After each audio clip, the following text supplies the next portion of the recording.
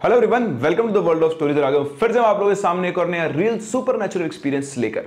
कई बार हमारे एंसेस्टर्स कुछ ऐसे काम कर जाते हैं, कुछ ऐसे चीजें हमें बताए बिना इस दुनिया से चले जाते हैं जिनके बारे में किसी को कोई आइडिया नहीं होता है। लेकिन जब ये राज आपके सामने खुलना शुरू होते हैं तो आपको विश्वास नहीं होता है कि क्या ऐसा भी कुछ हो सकता है। जी हाँ, ऐसा ही कुछ हुआ हमारी आज की कहानी के अंदर, जो कि है जम्मू एंड कश्मीर से।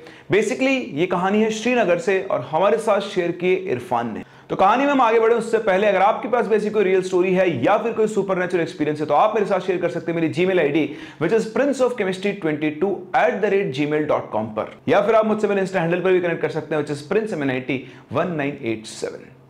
अभी बढ़ते हैं कहानी में आगे। तो ये कहानी है इरफान के एक दोस्त की फैमिली के अंदर ये घटना हुई थी। तो उनके बेसिकली एक चाचा थे, इनका नाम था नफीस। तो ये 3 भाई थे और इनके जो फादर थे वो बहुत ही रिलीजियस आदमी थे। वो दिन में 5 बार प्रॉपरली टाइम टू टाइम नमाज पढ़ा करते थे, बहुत ही धार्मिक काम किया करते थे और उनका एक अलग ही कैरेक्टर था, लोगों की हेल्प किया करते थे, बहुत हेल्पफुल वो थे। तो कुछ समय पहले की बात है, अचानक से उनकी तबीयत खराब हुई और कुछ ही दिनों के अंदर उनकी मौत हो गई। उनकी मौत होने के बाद घर के अंदर बहुत मायूसी छाई, बट ठीक है, अभी तो नेचर का साइकिल है, कोई क्या कर सकता था। थोड़े दिनों के बाद परिवार वापस उनकी मौत के गम से उभरा। लेकिन जब से उनकी डेथ हुई थी उसके बाद से ही इनके घर में कुछ अजीब अजीब सी चीज़ें शुरू हो गई थी। जैसे कि एक दिन की बात है, इनके घर में चावल बन रहे थे। तो सभी लोग जो घर के थे वो बैठे हुए थे और चावल गैस के ऊपर चढ़े हुए थे। तो जब इनकी जो बेसिकली मदर थी वो चावल देखने गई तो उन्होंने देखा कि चावलों का रंग बिल्कुल लाल हो गया था, बिल्कुल इस तरह से किसी ने चावलों के अंदर खून डाल दिया हो, जबकि चावल के अंदर किसी ने किसी तरह का कोई कलर भी यूज़ नहीं किया था। इसी के साथ साथ उनका जो फैमिली बिजनेस था उनके अंदर भी लॉसेस शुरू हो गए थे। इनको घर के अंदर बड़ी अजीब अजीब सी आवाज़ें सुनाया करती थी, जैसे दीवारों को कोई खरोच रहा है, बार बार गेट के नॉक होने की आवाज़ आती थी। लेकिन इन्हें कुछ भी समझ में नहीं आता कि ये सब क्या चल रहा है। तो इन सब चीज़ों से घबराकर उन्होंने एक मौलवी साहब को बुलाया। मौलवी साहब इनके घर पर आए और घर पर आने के बाद उन्होंने कुछ चीज़ें पढ़ी। पढ़ने के बाद उन्होंने कहा कि अब आप निश्चिंत रहिए, आपके घर में कोई दिक्कत नहीं आएगी। तो वो बोल चले गए और वाकई में कुछ दिनों तक कुछ भी नहीं हुआ। फिर एक दिन की बात है, सभी घर वाले बैठे हुए थे रात के टाइम पर खाना वाना खा पी कर। तभी अचानक से सभी को किचन में कुछ बर्तनों के गिरने की आवाज़ आई। सब लोग भागते हुए वहाँ पर पहुँचे और देखा तो किचन में एक सिंगल बर्तन भी नीचे गिरा हुआ नहीं था। सब कुछ ठीक ठाक और वैसे जमा हुआ था जैसे लोग छोड़ के आए थे। किसी एक इंसान को आवाज़ आए तो उसे वहम कहते हैं, लेकिन पूरे परिवार को अगर ऐसी आवाज़ आ रही थी उनके पास कोई जवाब ही नहीं था। वो लोग घूम के वापस अपने कमरे की तरफ जाने लगे। तभी अचानक से उनके बरामदे में एक लकड़ी की अलमारी पड़ी हुई थी, उसके अंदर आग लग जाती है। उस लकड़ी के आसपास ऐसी कोई चीज़ नहीं थी जिससे वो आग पकड़ ले, और उनकी आंखों के सामने एकदम से वो भभकने लगी। उसको देखते ही उन्होंने चलना शुरू किया, आग लग गई, आग लग गई। उनकी आवाज़ सुन के अड़ोस पड़ोस के जो लोग थे वो सब भी उनके घर पे आ गए। जैसे तैसे करके उन्होंने आग बुझाई, लेकिन उन्होंने अड़ोस पड़ोस में किसी को कुछ भी नहीं बताया। ये लोग बहुत बुरी तरह घबरा गए थे कि आखिर इस घर के अंदर चल क्या रहा है। जैसे तैसे करके वो रात को सोए, किसी को कुछ भी नहीं हुआ। अब ये जो नफीस जी थे, इनका एक छोटा भाई था जो कि रिक्शा चलाया करता था, ऑटो रिक्शा। तो नेक्स्ट डे की बात है, वो शाम को अपना रिक्शा वगैरह चलाकर घर लौट रहा था। तो रास्ते में उन्हें एक औरत दिखाई दी जिसने पूरे काले कपड़े पहने हुए थे, सब बुर्का पहनते, सिर्फ जहाँ से आंखें दिखती हैं। उस औरत ने इनकी रिक्शा को रुकने का इशारा किया तो उनके पास रुक गए। इनको लगा सवारी है, कहीं जा रही होगी। तो रोकने के बाद इन्होंने उससे पता पूछा तो उसने बिल्कुल इनके घर का ही एड्रेस बताया। उन्होंने से कुछ बोला तो नहीं, बट उन्हें लगा ये तो मेरे घर का एड्रेस है, ये मेरे घर पे कहाँ जा रही हो। उसको लगा आसपास कहीं रहती होगी, शायद इसने कभी देखा नहीं होगा। तो उनको बिठा लिया। बिठा के जैसे ही इनका खुद का घर आया वहीं पर उसने बोला, उस औरत ने बोला कि रुको रुको। तो उन्होंने रोक दिया।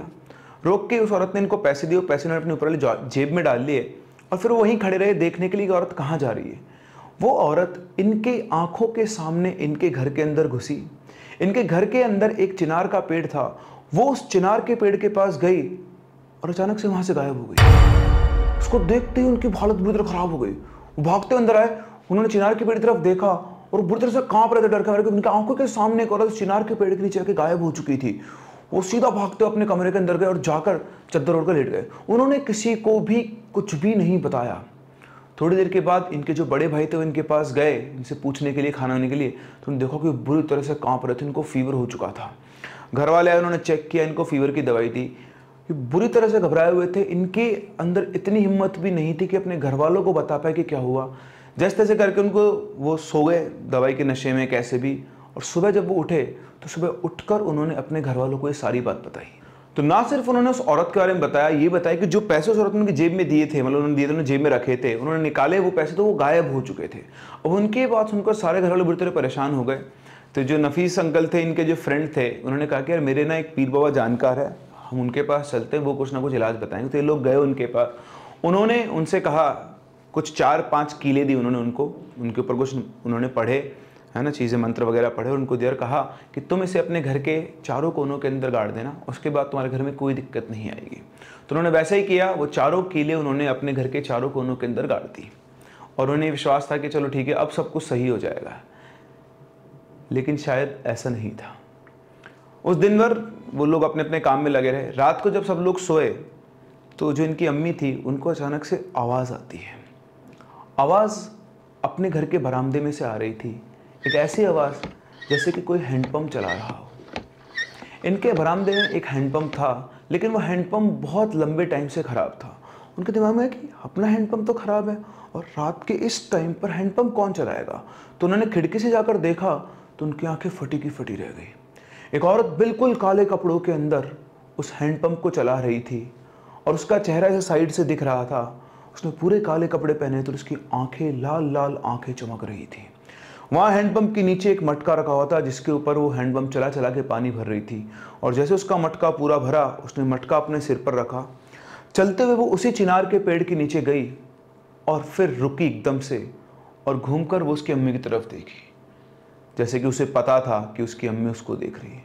एक बार घूमने के देखने के बाद उसने वापस में गर्दन घुमाई और पलक झपकती वो वहाँ से गायब हो गई। उसको गायब होता देख के उसकी मम्मी बहुत तेज चिल्लाई, और उनकी अम्मी की आवाज़ सुनकर सारे घर वाले वहाँ पहुँच गए। उन्होंने पूछा क्या हुआ क्या हुआ, तो उनको सारी बात बताई कि कैसे उनको वो औरत दिखी, और वो उसी चिनार पेड़ के पास में जाके गायब हो गई।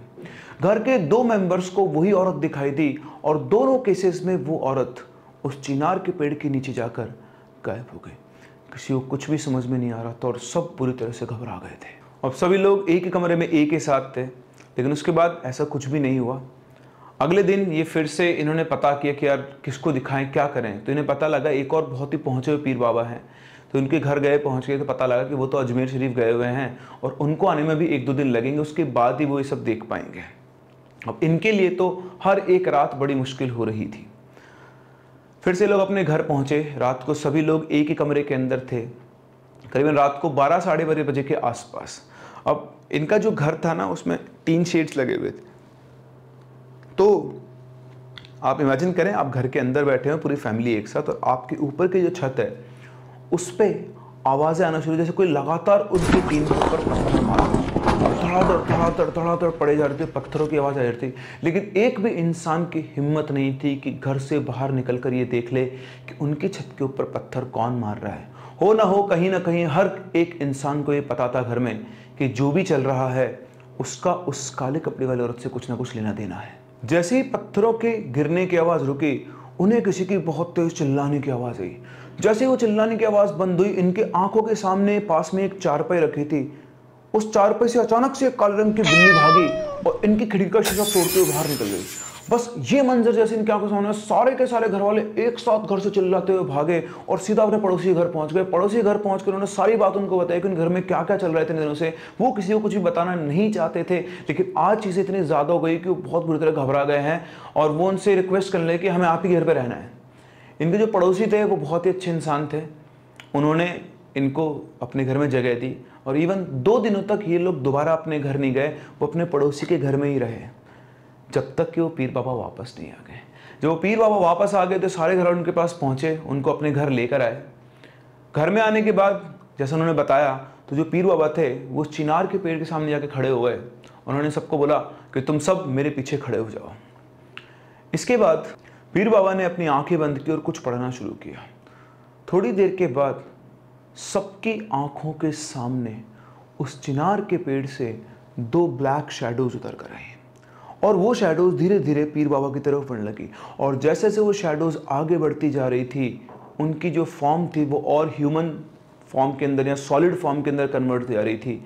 देखते देखते वो दोनों की दोनों शैडोज पीर बाबा के सामने आके खड़ी हो गई, और बिल्कुल काली शैडोज थी और उनकी आंखें लाल चमक रही थी। पीर बाबा ने अपनी आंखें खोली और उनसे पूछा, कौन हो तुम और इन सबको परेशान क्यों कर रहे हो? तो उन्होंने सबसे पहले पीर बाबा को सलाम किया और कहा कि हम जिन हैं और हम इसी पेड़ पर पिछले 50 साल से रह रहे हैं। इनके जो पिताजी थे वो ये अच्छे से जानते थे कि हम इस पेड़ में रहते हैं और इस पेड़ की जड़ में एक छेद है, उस छेद से वो हमको रोजाना दूध पिलाया करते थे, दूध दिया करते थे।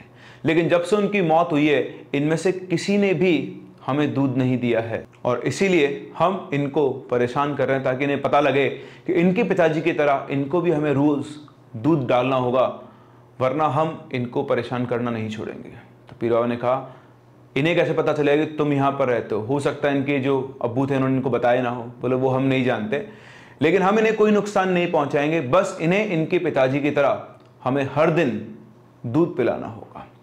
तो पीर बाबा ने इनकी तरफ देखा और कहा, तो बोला कि बिल्कुल हमें इसमें कोई दिक्कत नहीं है, हमें नहीं पता था कि हमारे घर के अंदर जिन रहते हैं। अगर ये हमसे ये बात पहले बोलते तो ये काम हम कब का ही शुरू कर चुके होते। और हम वादा करते हैं कि आज के बाद हर शाम हम उस पेड़ के अंदर जो छेद है उसके अंदर दूध डाला करेंगे, बस ये हमारे घर को या हमें कभी भी परेशान ना करे। तो जिन्होंने कहा कि तुम चिंता मत करो, तुम्हारे घर में कोई ना दिक्कत आएगी, ना ही कभी तुम्हें कोई मुसीबत आएगी। जब तक हम इस घर में हैं, इस घर में बरकत ही बरकत रहने वाली है। बस तुम अपना एक काम पूरे करते रहना, बाकी सारी चीजें हम संभाल लेंगे। और इतना कहने के बाद वो वापस से उस चिनार के पेड़ के पास गए और वहां से गायब हो गए। ये वाकया इन सब लोगों की आंखों के सामने हुआ और तब जाके इन्हें पता लगा कि इनके पिताजी ने इन दो जिन्नों के साथ दोस्ती बनाई हुई थी पिछले 50 सालों से, और वो हर दिन इनकी सेवा किया करते थे। जैसे उनकी सेवा में कमी आई, इन्होंने इस घर के ऊपर अपना गुस्सा कह लो या फिर खौफ कह लो, वो दिखाना शुरू कर दिया। और इस तरह से इस परिवार और जिन्नों के बीच में एक डील हुई और इस डील को आज तक भी ये परिवार पूरा करता आ रहा है। तो ये था एक एक्सपीरियंस एक फैमिली का, जहां पर इनका सामना हुआ एक ऐसे जिन से जो इनके घर के अंदर ही रहा करते थे। आपको क्या लगता है, क्या वाकई में ऐसा हो सकता है कि एक फैमिली के साथ जिन रहते हों और उन्हें ज्यादा कुछ नहीं चाहिए, सिर्फ आपकी फैमिली से दूध चाहिए? जिन तो इतने पावरफुल होते हैं कि जहां से चाहें दूध को ला सकते हैं, लेकिन फिर भी वो उन इंसानों से ही दूध क्यों मांग रहे थे? आपको क्या लगता है? अपने व्यूज मुझे कमेंट सेक्शन में जरूर बताएं। हम लोग मिलते हैं अपनी अगली कहानी में, तब तक के लिए keep loving and keep listening.